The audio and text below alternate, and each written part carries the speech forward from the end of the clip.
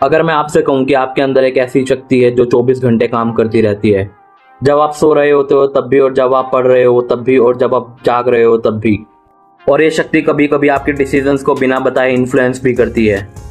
ये शक्ति है आपके अवचेतन मन की, माने सबकॉन्शियस माइंड की।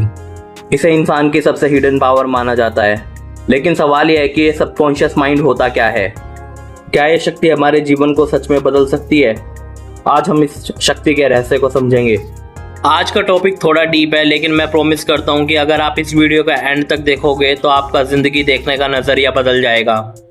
और इस वीडियो के अंदर हम ऐसी टेक्निक्स और ट्रिक्स को भी देखेंगे जिससे हम अपने सबकॉन्शियस माइंड या फिर अवचेतन मन को एक्टिवेट कर सकते हैं।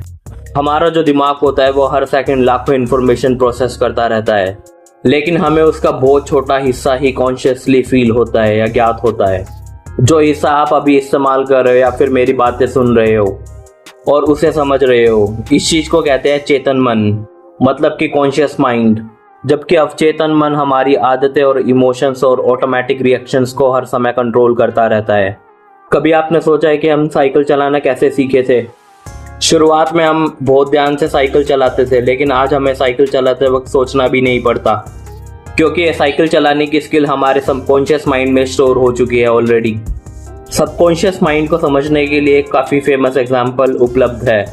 वो एग्जाम्पल है आइसबर्ग थ्योरी का। समुद्र में आइसबर्ग का सिर्फ छोटा सा हिस्सा ऊपर दिखाई देता है पानी के, लेकिन उसका ज़्यादातर हिस्सा पानी के नीचे होता है।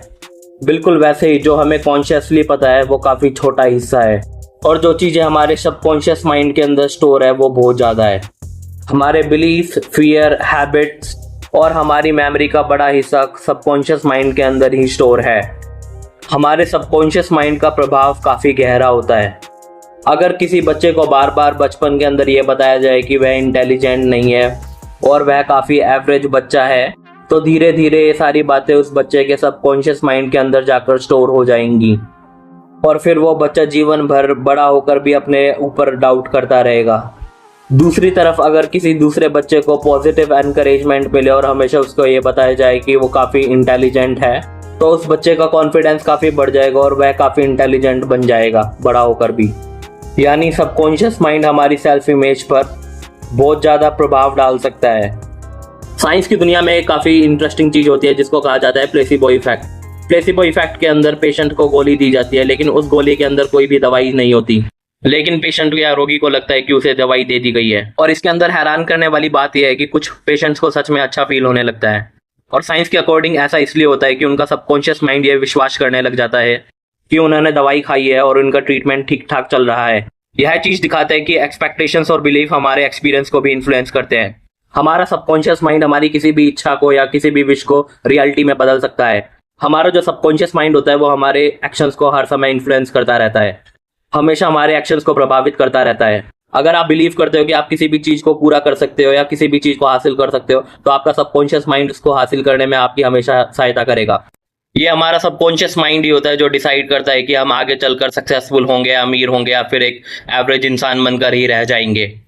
अब हम बात करेंगे कि अपने सबकॉन्शियस माइंड माने कि अवचेतन मन को कैसे एक्टिवेट करें। पहली टेक्निक है पॉजिटिव सेल्फ टॉक। जो भी बात आप अपने आप से करते हो वही आपके सबकॉन्शियस माइंड में स्टोर होती रहती है। इसलिए कभी भी अपने दिमाग में कभी भी नेगेटिव थॉट्स ना आने दें। हमेशा अपने दिमाग में पॉजिटिव थॉट्स ही सोचें। कभी भी ये मत सोचना कि ये चीज़ मुझसे नहीं होगी। हमेशा ऐसा सोचना कि मैं इस चीज़ को हर हाल में करूंगा और मैं इस चीज़ को अचीव करके रहूंगा। सेकंड टेक्निक होती है विजुअलाइजेशन की। आप हमेशा अपनी सक्सेस को विजुअलाइज करते रहे। एथलीट भी कंपटीशन के पहले अपनी सक्सेस को विजुअलाइज करके देखते हैं। ये चीज़ कॉन्फिडेंस बढ़ाने में काफ़ी हेल्पफुल रहती है और सबकॉन्शियस माइंड को एक्टिवेट भी कर देती है। थर्ड टेक्निक है रिपीटिशन की। हमारा जो सबकॉन्शियस माइंड होता है वो रिपीटिशन से सीखता है। जो चीज़ें आप बार बार देखते हो, सुनते हो या बोलते हो, हमारा सबकॉन्शियस माइंड उनको रियल मान लेता है। अगर आप किसी भी चीज़ को 21 डेज से लेके 66 डेज तक रिपीट करोगे तो हमारा अवचेतन मन उस चीज़ को नॉर्मल मान लेता है, और उसके बाद उस काम को करने के लिए हमें विल पावर का इस्तेमाल नहीं करना पड़ता। हमारा अवचेतन मन ऑटोमेटिकली उस चीज को करने लगता है, और ये एक तरह का ऑटो पायलट मोड होता है। अगर दिमाग को इंस्ट्रक्शन ना भी दिए जाए तो भी वो अपने टारगेट पूरे करने पर लग जाता है। फोर्थ टेक्निक है गुड एनवायरनमेंट की। आप किन लोगों के साथ रहते हो या फिर कैसा कंटेंट कंज्यूम करते हो, इसका आपके दिमाग पर काफी प्रभाव पड़ता है। हमेशा कोशिश ये करें कि नकारात्मक थिंकिंग वाले लोगों